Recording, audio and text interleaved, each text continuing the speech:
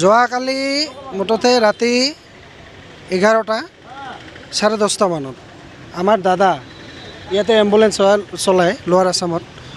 তো বৌ ইফালে আমাৰ লোৱাৰ আছামতে নাৰ্ছ কৰে।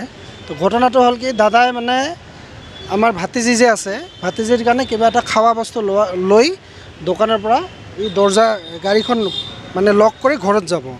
তো সেইখিনি টাইমতে কি হৈছে, দুজন মুছলিম ল'ৰাই দাদা যেতিয়া গাড়ীখন লক কৰিছে, ল'ৰা দুটা আহি মানে গাড়ীখনত মানে ঢুককে মানে ভুকাইছিল আৰু কি, ঘুচি মাৰিছিল।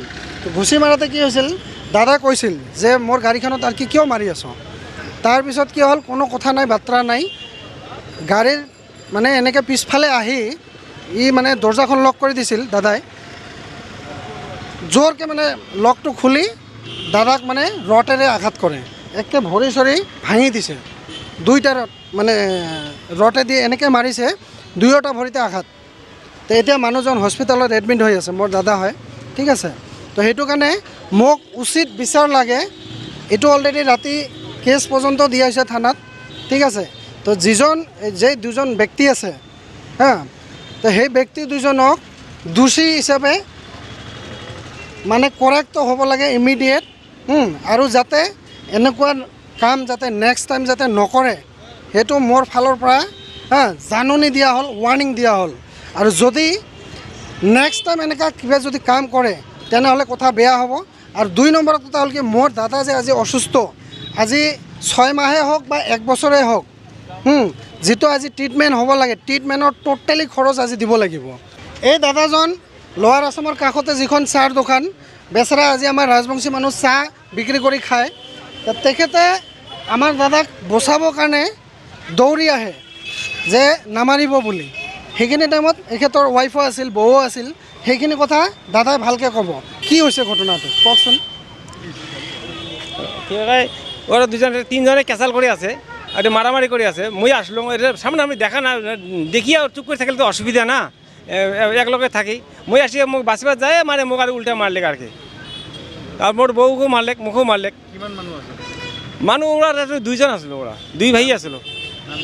নামটা তো মনে হাজার মজিদ আৰু মজিবৰ, এই দুইজনে মানে গুণ্ডাগিৰি চলি আছে লোৱাৰ আছামৰ সন্মুখত, গুণ্ডাগিৰি চলি আছে। তো এই গুণ্ডাগিৰি যাতে এতে নচলে, কাৰণ এতে বিভিন্ন জাতিৰ মানুহ আছে। আৰু মেইন কথা হ'ল কি, ইহঁতে যে মাৰছে টোটেলি ড্ৰাগছ সেৱন কৰা আছিল, মদ খোৱা আছিল। তো গতিকে ইমিডিয়েট মই পুলিচ প্ৰশাসনকো, আমাৰ বঙাইগাঁও OC ছাৰ আছে, SP আছে, ইমিডিয়েট তেখেতক কৰেক্ট কৰিব লাগে। নহ'লে কিন্তু আমাৰ ল'ৰাটোৱে এম্বুলেঞ্চ চলাই শুনা পাইছোঁ, কিন্তু মই চিনি নাপাওঁ। তো সেইটো কাৰণে কৈ আছোঁ, SP ছাৰকো মোৰ অনুৰোধ, এই কেছটো ইমিডিয়েট তদন্ত ল'ব লাগে, নহ'লে ঘটনাটো বেলেগ ফালে গুচি যাব। কাৰণ জাতিগত সংঘৰ্ষ আমি নিবিচাৰোঁ, যাতে সেইটো জাতিগত সংঘৰ্ষ নাযায়। মই এজন হিন্দু ল'ৰা আৰু সেই দুজন হ'ল মুছলিম ল'ৰা, কি দোষত দাদাক মাৰিলে এনেকৈ বেয়াকৈ। আজি এডমিট হৈ আছে, মই নিজে কান্ধত লৈ তাক লেট্ৰিনত লৈ গ'লোঁ, লেট্ৰিন কৰিব বহিব নাপায়, হাৰ্ডি ফ্ৰেকচাৰ হৈছে। তো এইটো কাৰণে কৰেক্ট হ'ব লাগে ইমিডিয়েট। মই এতিয়া যে ঘটনা হৈ আছে, এইটো আজি প্ৰথম নহয়। ইয়াতে যিমান আমাৰ হিন্দু মানুহ আছে, মানে প্ৰত্যেকবাৰে কমপ্লেইন দিয়ে থাকে কি ইয়াতে কেইটামান ল'ৰা আছে ড্ৰাগছ খায়, মদ খায়। ইয়াতে যিমান চিষ্টাৰ নাৰ্ছ অহা যোৱা কৰে ইহঁতকে জোকায়। তো যোৱাকালি যে হ'ল, এই যে আমাৰ বসন্ত দাক যেনেকৈ আক্ৰমণ কৰিছে, সেই বেচাৰা কোনো দোষে নাছিল।